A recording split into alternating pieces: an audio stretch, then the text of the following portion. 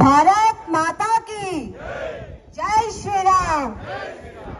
ఎండలో కూర్చున్నాం, రక్తం ఉడుకుతుంది, అయినా కూడా మాటలు గట్టిగా వస్తలేవు. మళ్ళొకసారి జై శ్రీరామ్. చిలుకూరు బాలాజీ సాక్షిగా దీని పేరు ఏముండాలన్నా చిలుకూరు అని ఉండాలి, లేకపోతే బాలాజీ అని పేరు పెట్టాలి. మోయినాబాద్ మున్సిపాలిటీ అని పేరు ఎందుకు పెట్టిండన్నా రేవంత్ రెడ్డి? అచ్చా, ఓవైసీ సుట్టమైతే ఆడు మోయినాబాద్ అంటే కదా, అవునా కాదా? మన దేవుడు చిలుకూరు బాలాజీ. పొద్దున లేసే చిలుకూరు బాలాజీ దర్శనం చేసుకుని మనం పన్నులు వస్తాం బయటికి. అట్లాంటిది ఆ మోయినాబాద్ ఎవరన్నా మీకు తెలుసా అని? ఎవరికన్నా మోయినా ఎవరన్నా తెలుసా? చిలుకూరు బాలాజీ తెలుసు కదా మనందరికి, బరాబర్ తెలుసు. మళ్ళా పేరు చిలుకూరు బాలాజీగా మార్చుకున్నారా? మన మోయినాబాద్ మున్సిపాలిటీ हटा चिलकूर మున్సిపాలిటీ को जगाओ, जरूर जगाएंगेना. ఇప్పుడు అందరం ఎందుకు వచ్చినామన్నా? అక్క చెల్లెలు అందరూ ఉన్నారు, ఆ వెనకాల కూర్చున్నారు అక్కలు అందరు ఎండల. అక్క తులం బంగారం వచ్చిందా మీ పిల్లలకి? ఆడబిడ్డలు కనిపిస్తున్నారు. ఎట్లా వచ్చింది? స్కూటీలలో వచ్చిందా? రేవంత్ రెడ్డి ఇచ్చిన స్కూటీలలో రాలేదా? స్కూటీలో ఇల్లు ఇచ్చిందా మీ అందరికి? ఉద్యోగాలు వచ్చినాయా? మళ్ళీ ఎందుకు వేద్దాం ఓటు కాంగ్రెస్ కి? మళ్ళీ వేస్తారా ఓటు? 2500 రూపాయలు పెన్షన్ వచ్చిందా మీ అందరికి? మళ్ళీ వేస్తారా ఓటు కాంగ్రెస్ కి? వస్తే ఓటు అడగడానికి వస్తే నిలబెట్టి అడుగుతారు కదా, నా 2500 ఏమైనాయి, నా 4000 రూపాయల పెన్షన్ ఏడిపోయింది, నా తులం బంగారం అయిపోయింది, నా బిడ్డకి ఇస్తాన్న స్కూటీ ఏమైంది అని అడుగుతారా లేదా? ఇక ఇంకొక పార్టీ బీఆర్ఎస్ పార్టీ, అప్పుడేమో టీఆర్ఎస్, ఇప్పుడేమో బీఆర్ఎస్. వాళ్ళకి 3 పనులు తెలుసా అన్న? ఏం తెలుసా? దోచుకోవడం, దాచుకోవడం, పంచుకోవడం. ఏం దోచుకుంటారు? మన తెలంగాణలో ఉన్న మన డబ్బును దోచుకుంటాం, ఆ డబ్బుని ఫామ్ హౌస్ లో దాచుకుంటాం, తర్వాత అందరు కలిసి పంచుకుంటాం. ఆ పంపకాలనే లొల్లయిందన్నా. కేటీఆర్, హరీష్ రావు, సంతోష్ రావు, కవితక్క అందరు కూర్చున్నారు. అరే నీకొక మూట నాకొక మూట అని పంచుకున్నారు. అందులోకెళ్ళి కవితక్కకు ఒక మూట ఇయ్యలే. ఆడబిడ్డ ఊరుకుంటారా?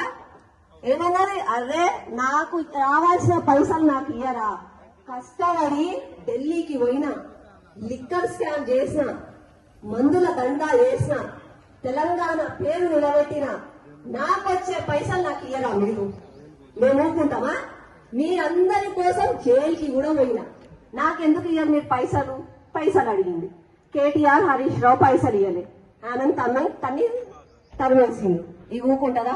పొద్దున్న లేసి మీ బండారం బయట పెడతా, మీ పని చేస్తా అని చెప్పి ఆమె ధర్నాలు అవ్వివి చేస్తుంది. మళ్ళీ అట్లాంటి కుటుంబ పాలన వాళ్ళ కోటేద్దామా?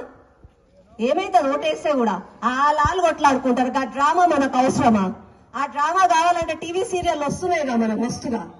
ఎన్ని సీరియల్ లేవు, సినిమాలు వస్తున్నాయి, సీరియల్ వస్తున్నాయి.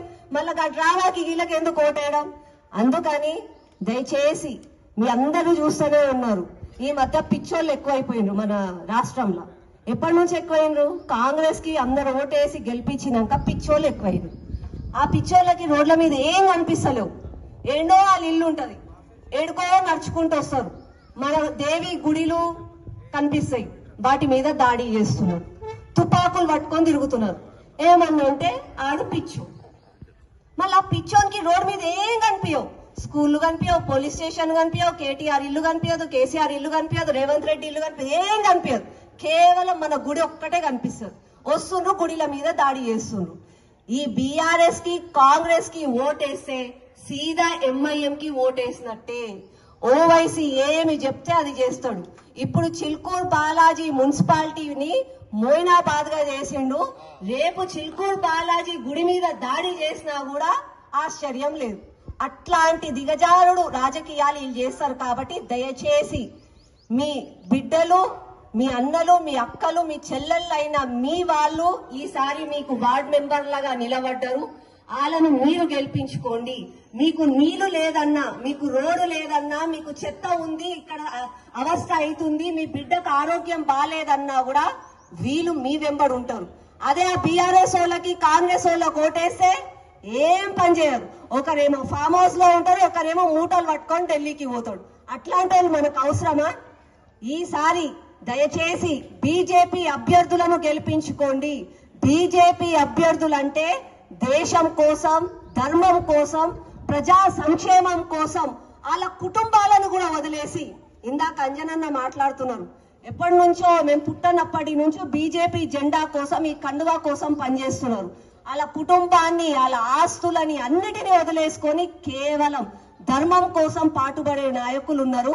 అట్లాంటి వాళ్ళని గెలిపించుకోండి, మీ భవిష్యత్తును కాపాడుకోండి. కేవలం ఇది 5 రోజుల ముచ్చట కాదు. ఆడ చిన్న చిన్న పిల్లలు ఉన్నారు. ఆ బుడ్డోళ్ళ జీవితం బాగుండాలి అని అంటే మీ ఓటు కమలం పువ్వుకే పోవాలి. మీరు ఇంట్లోకెళ్ళి బయటకు పోయే రోజు ఫిబ్రవరి 11వ తారీఖు మీ బిడ్డల మొహాలు చూడండి. ఆ బిడ్డల మొహాలు చూసుకొని వాళ్ళని తలుచుకుంటూ పోలింగ్ బూతులల్లో పోండి.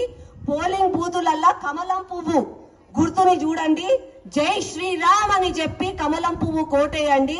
ఈ చిలుకూరిని మీరు కాపాడుకోండి. నేనేదో మిమ్మల్ని భయపెడతలేను, ఇది నిజం.